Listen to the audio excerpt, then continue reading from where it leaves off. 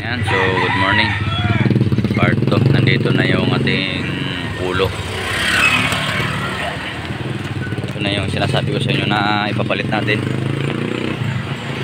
So, masariwa yung flooring yan, na-repair na. Tsaka yung headlight nito, singkit. Dito tulad nun siya ng double square light. Tapos dalawa na yung kanyang corner light. Isang signal light, isang park light. Yan, dalawa. Sariwa pa yung loob niyan mga boss. Mamaya ano na lang natin, tutornilyo. So check natin kung parehas, kasi pag magkaiba yung tilting, tatanggalin na lang namin yung sa kabila. Ayan. So umaga tayo umalis, kasi dandahan yung takbo natin. So mamaya update namin kayo kapag sasalpak na to doon sa unit. So for the meantime, dito muna siya, habang mag-ayos muna kami ng parking sa kabila bago dalhin to doon. So hindi natin na yung boom sa harapan na lang, so yung naka-extend. So umaga na lang tayo umalis kanina para hindi takaw sita, kasi yung unang-una yung lona natin, yan, kapos. Tapos yung sidings natin sa kabila, yan, nakabuka, tinalian na lang namin. So mahaba naman yung tali na, sinigurado namin na hindi siya bubuka. Double na yung ano niyan dito. So yung loob niyan, may makikita nyo, may mga primer na, kasi doon sa nakita nyo naman siguro yung unit namin dati na ano, yung 10 unit, ito yung ano, forward doon na pinarts out, no, yung sinold yung makina, tapos pangilalim, tapos chassis pinartilo. So ito yung ano, body niyan, yung ulo niyan. Sariwa yung loob niyan.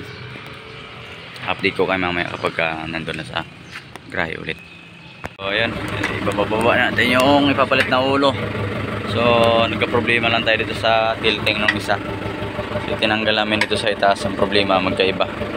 Okay, tatanggalin na lang buo yan. Is yung tilting assembly na lang yung ipapalit. Kasi dito magkaiba sila ng support. Yan, magkaiba sila dyan.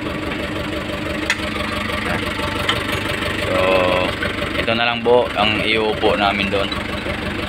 Pasok naman siya, ito na lang buo siya para pagbaba diretso upo na to. Ayan. Tanggalin na muna para may lapat na, tapos may baba na natin to, tinabidan na natin yan. Iksian ko.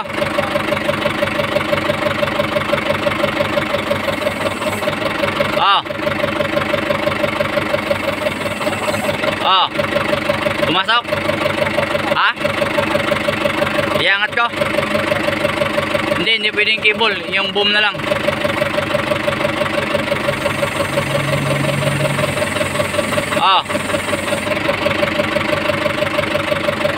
Ano?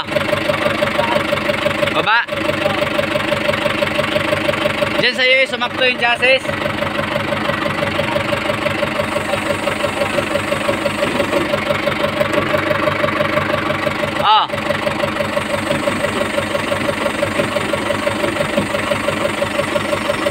Wala na.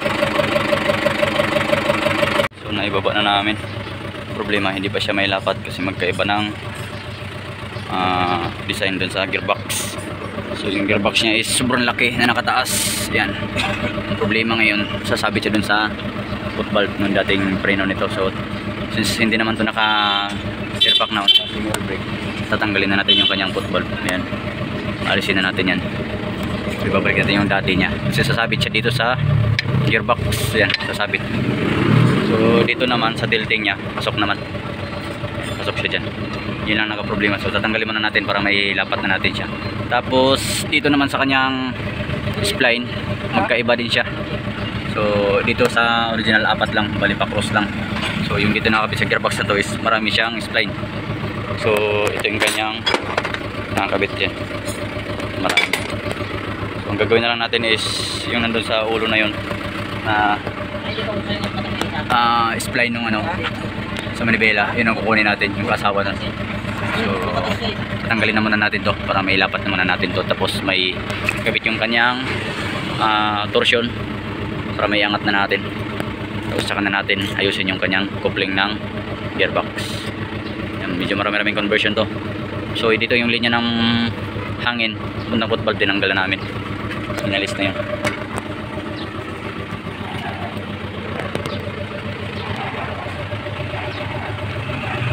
So naikabit na natin yung ulo. Gagawin natin is iangat na lang para malagyan natin yung kanyang torsion saka yung lock. Pare, mambo na. Umuulan na. So ayan, so day 3 tayo dito sa ano, palit ng ulo nitong forward na to. So ayan, tinatanggal namin yung kasama sa ulo na isang torsion bar kasi mahaba siya. Sasabit dito pagbaba yan sa ulo. Kukunin namin yung isa, yung kasama nito sa original na ulo niya na tilting. Yan ang ilalagay namin. So sana pareha lang ng line. So naibababa na siyang problema, hindi na isasagad. So yun, dami tayong tukod, baka mabaksakan tayo. So buti na yung sigurado tayo. Ang tatanggalin naman namin yun, tapos ipapalit yung isa, yung mas maiksi, para hindi siya nakadikit dito sa gearbox. Hindi talaga umubra yung tilting na kasama dito sa ulo na to. So yan yung nakatornilyo na kahapon, tatanggalin ulit natin ngayon. Kinalas na namin yung galing sa kabilang ulo. Ito yun mga to. So ayan, lilipat natin dyan. Sana umubra na to kasi ang hirap pag angat baba nitong napakalaking ulo. Oh, ayan ang isa oh. Sayang ang gluta. Sayang ang papaya, bibilad sa araw. So, kompleto na namin itong forward. Naikabit na. Naikabit na yung mounting niya. Tapos yung gearbox, in-adjust na lang namin ng patayo para yung ulo is makakababa ng todo at makakaupo din sa likuran dun sa kanyang lock, sa stopper niya. So, okay na yun. Ang kakabit naman natin ngayon is yung ano na, mga cambio. So kinakabit ko na yung cambio dito para pwede natin siyang paandarin. Tapos marami pa tayong gagawin dito kasi nauwi sa conversion to. Kasi nga dating naka semi air brake to, yung pinalitan natin is naka vacuum type lang, no? So naka D7. So nilipat natin lahat ng preno, yung master ng kanya, tsaka yung clutch booster, pati yung clutch master lipat din natin, pati yung kanyang shafting ng manibela papuntang gearbox. Okay, so kakabit na muna namin. Mamaya papakita ko na lang sa inyo yung ginawa naming adjustment dun sa gearbox, paano namin inatras para makaupo ng maayos yung dun sa likuran, dun sa kanyang lock. So nakabit na natin ating linkage ng cambio. Tapos kakabitan natin yung accelerator cable. Magkaiba sila ng housing. Yan, malayo. Yung isa mahaba dito. So ito yung gagamitin natin ulit. Tapos yung kanyang engine stop, ito naka-alarm. Bali choke style pa siya. Dito sa intake manifold isa sarado para ma-choke siya, tsaka siya mamamatay. Alambre na lang yung nilagay nila. Yan. Tapos yung tilting natin, kulang pa ng tornilyo. Yun yung gearbox natin, nakatayo na siya ng konti. So nag-adjust tayo ng halos 3/4 na patayo. Yan. So ito yung dating butas niya. Nagbutas kami ng panibago doon para yung itong ano natin sa tilting niya hindi tatama sa gearbox. So ayan, ayan yung kanyang gearbox o yung steering gearbox. Yan. Okay, so para wala nang maraming conversion, kasi yung isa sa amin doon, yung forward namin is may extension dito na 1/1/2. Tapos ang i-check na lang namin dito is yung kanyang kabig ng steering kung pantay. So kailangan mapa-under na to. So pwede naman to paandarin kasi naka-inline naman to, hindi naman to electronics, para mapihit natin. So ikakabit muna namin yung original na manibela.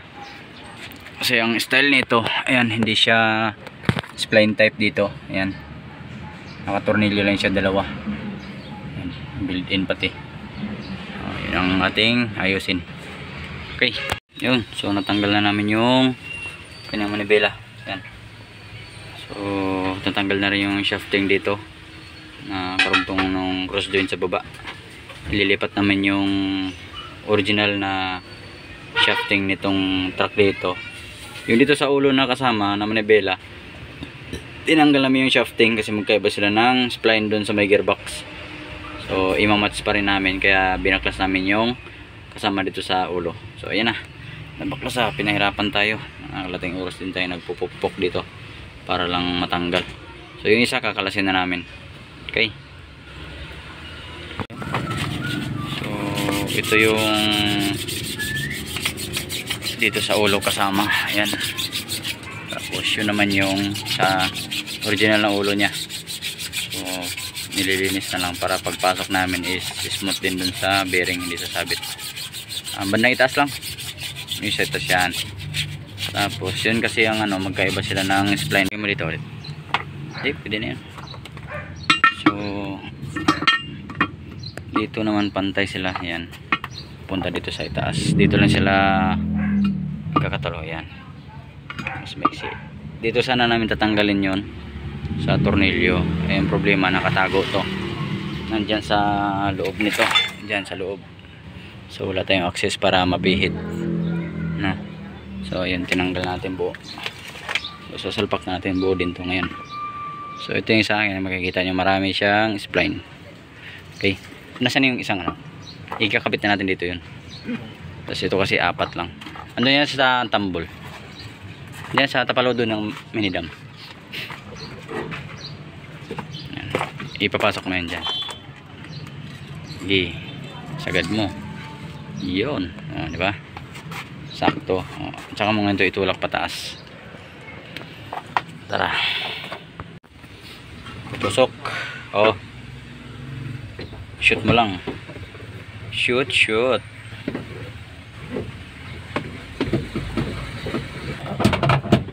Tika.